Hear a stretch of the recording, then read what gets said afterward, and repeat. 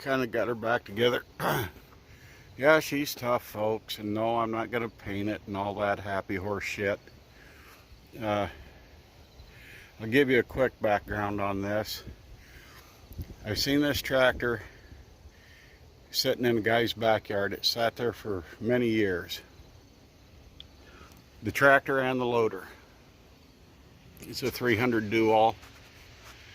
And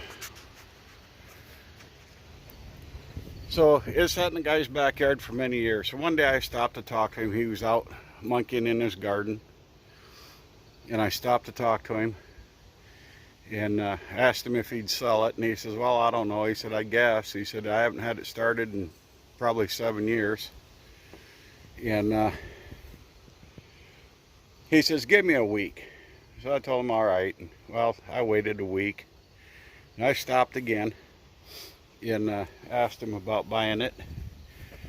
And he said, well, he said, I was going to try to get it started. And he said, I haven't had time. So we sat and talked, and I was willing to give him probably a little bit more than it was actually worth. It had the narrow front on it. No 3-point. It was just the tractor and the loader.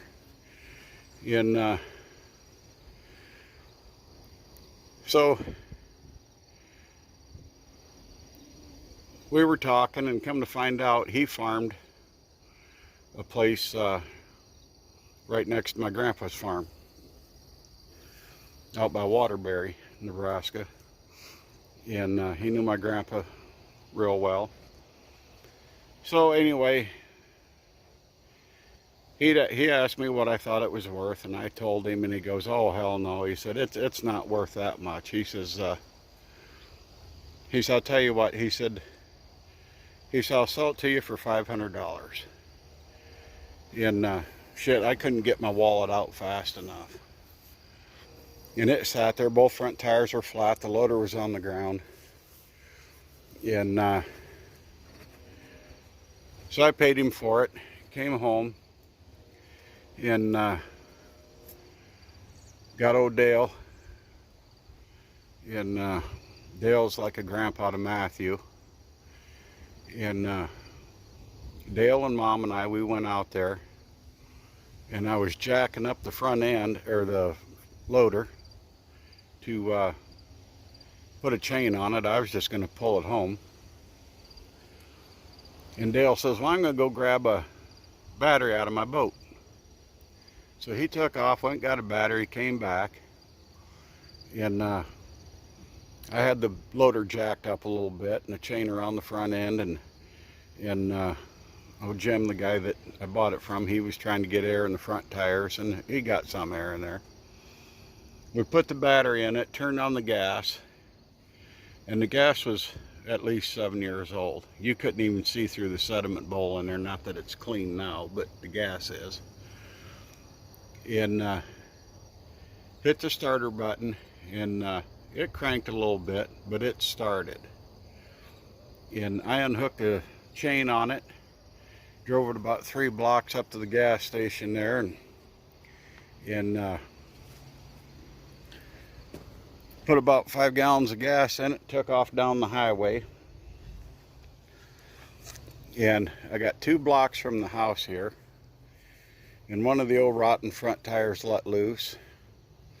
And just as I turned in the driveway here, the other front tire let loose. And but I've got next to nothing in it. I mean, other than oil changes and points and condensers. I had a hell of a time. I kept burning the condensers out. So I put this on there. So when we start it, we throw this up on, and it gets 12 volts to the coil to start it. It starts a lot easier, especially when it's cold.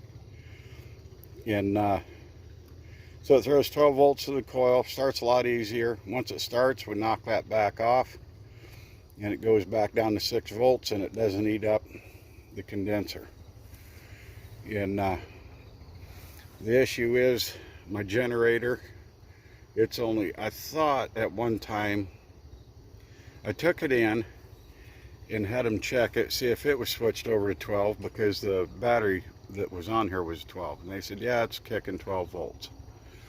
Well, I don't believe it is, because it won't charge the battery. So for about the last 10 years, you know, like everything else, I plan on putting an alternator on it, and in one wire alternator from a 80 or 81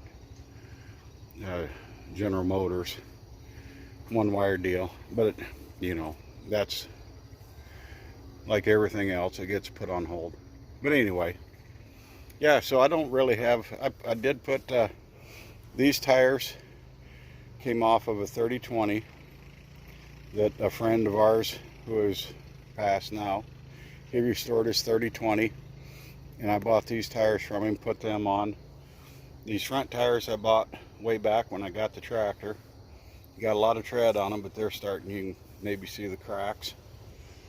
And picking up 1,200-pound bales doesn't help them, but I guess those days are done. So anyway, we don't. That's a quick and dirty on this tractor. I put the wide front on it a little over a year ago. It has the 9-speed right here. The knob is gone off the end. It does work. You put it. I don't think it's an M&W, because it works in reverse and 5th gear. I've had this on and in 5th gear one time in out on a gravel road, and I tell you what, it was scary with this loader on here. So I don't, very seldom I use that. I don't think I've had that kicked in on the high side for I don't know how many years, but it speeds everything up. With that on the high side, idling in 1st gear and reverse is about 7 miles an hour. That's, so I know people tell you, oh, it doesn't affect reverse and 5th. Well, I don't know how this is set up on the inside, but it sure as hell does. If they think I'm feeding them shit, they can come down and they can take her for a little ride. So, but that was on it when I got it. The 3-point wasn't. I got the 3-point and put that on. So, well, that's the story on the M. It's been a good tractor. Moves a lot of snow in the winter, and we've used it on the baler and other things, and it does a lot of I'll spit it out. Come on, Junior. It does a lot of lifting for me. So that's where we're at.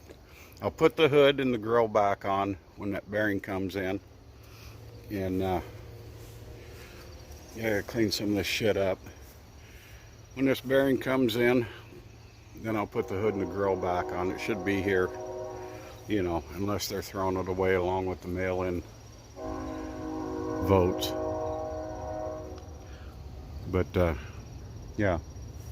So anyway, have a good one, friends and neighbors. Shane Holtz,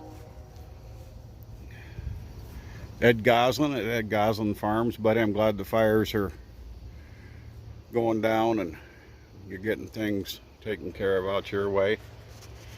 Like I said, Penny, she won't leave me and Matthew alone, because the last time the dancing girls scratched up the coffee table with their high heels, and old Penn, she was a little mad, so she says, no more dancing girls, no more staying home alone. So anyway, got a train coming through town,